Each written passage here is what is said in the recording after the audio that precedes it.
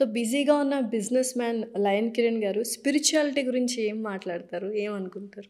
I I I'm a strong spiritual person అండి. అంటే నేను ఎంత మోడర్న్గా ఏదున్నా కూడా I I believe that you know మన నేను అంటే నేను అన్ని మతాలకు అన్ని దగ్గరికి నేను వెళ్ళినా కూడా అంటే నేను చర్చికి వెళ్తాను, మసీదులోకి వెళ్ళి చేస్తాను, మదర్సా విజిట్ చేస్తాను.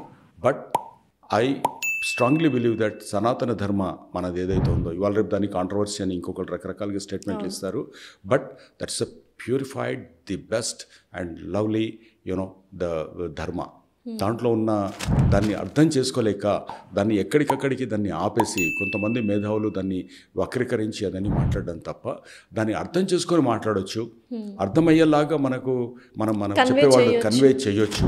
కన్వే చేసేవాళ్ళు లేరు, దాన్ని లేక అర్థం కాని మిగతా వాటి విషయాలలో మిగతా వాటి చోటికి ఎందుకు వెళ్తున్నారో అర్థం కాని చెప్తున్నారు కదా సనాతన. ఎగ్జాక్ట్లీ అండి.